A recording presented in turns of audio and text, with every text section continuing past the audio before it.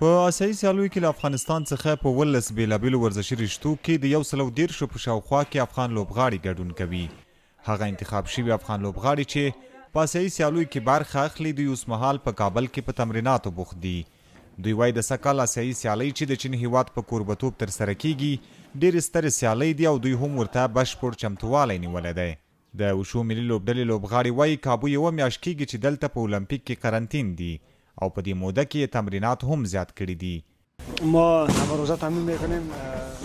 موږ هر ورځ 2 وخته تمرین کوو، 2 ساعته د سهار او 2 ساعته هم د مازیګر لخوا، او الحمدلله دا دریم ځل دی چې زه په دې لوبو کې ګډون کوم.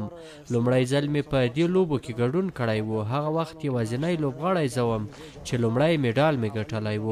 دا ځل مې هم ښه چمتووالی نیولی او هیله لرم د خدای جل جلاله په مرسته دا ځل خپل میډالونه په برنزو او طلا بدل کړم. اولین بار ما در بازی‌های بیرون ورزش زما لومړی ځل دی چې له هیواده بهر په داسې سترو لوبو کې ګډون کوم او د آسیایي لوبو لپاره په 15 کیلو وزن کې غوره شوی یم. تمرینات مو ډېر ښه روان دي، انشاءالله چې ښه لاسته راوړنې به ولرو. د تیکوندو ملي لوبډلې لوبغاړي وایي دوی هم له ډېر وخت راهیسې د آسیایي سترو سیالیو لپاره په چمتووالي بوخت دي. دوی وایي هیله لري چې ښې لوبې به وکړي او د خپل هیواد لپاره به ګڼې لاسته راوړنې ولري. کوم چمتووالی چې د یو مسلکي لوبغاړي لپاره پکار وي په هغه ډول تمرینات مو پیل کړي دي.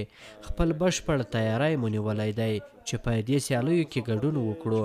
ما تر دې وړاندې په 2019 کال کې د چیناپین په نامه په لوبو کې ګډون کړی و چې په هغو لوبو کې مې یو د طلا میډال ترلاسه کړی و. موږ له تیرو 2 کلونو دغه سیالۍ ته آمادګي نیسو چې په منظم شکل باندې سهار او مازدیګر خپل تمرینونو ته په منظم شکل ادامه ورکوو او تقریبا 3 میاشتو په دې خوا موږ قرنطین یو. موږ په پوره باورمندۍ سره په دغه سیالۍ کې ګډون کوو چې انشاءالله وتوانیږو په دغه سیالۍ کې یو ښه لاسته راوړنه ولرو. د تیکوندو ملي لوبډلې روزونکی بشیر ترکی وایي دوی په آسیایي سیالیو کې یوازې برخه نه اخلي بلکې ښې قوي سیالۍ به کوي. نوموړی وایي د دې سیالیو لپاره یې له 2 کلونو راهیسې چمتووالی نیولی دی. تیم ملي تکواندو افغانستان د افغانستان د تیکواندو ملي لوبډله یو له هغو لوبډلو څخه ده چې په آسیایي سیالیو کې به یوازې برخه وانخلي بلکې ډېرې په زړه پورې سیالۍ به وکړي. موږ 2 کاله کېږي چې د دې سیالیو لپاره چمتووالی نیولی دی. د دې سیالیو لپاره موږ لومړی د غوراوي سیالۍ ترسره کړې، له هغه وروسته مو بیا د ځینو اتلانو ترمنځ سیالۍ وکړې او د هغو له منځه مو بیا پیاوړي لوبغاړي آسیایي سیالیو ته غوره کړل. د نور ورزشي رشتو ترڅنګ د جودو برخې لوبغاړي هم په تمریناتو بوخت دي. فیصل جبار خیل او سید کمال الدین 2 هغه لوبغاړي دي چې په آسیایي سیالیو کې به ګډون وکړي.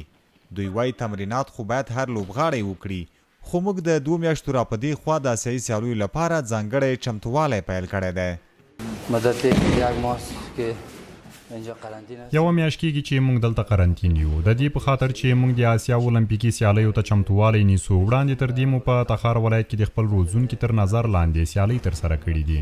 دا چمتووالی ځکه ځانګړی دی چې را روانې آسیایي سیالۍ لرو او موږ دلته د ملي لوبډلې د روزونکي حاجي شاه آغا سره تمرین کوو.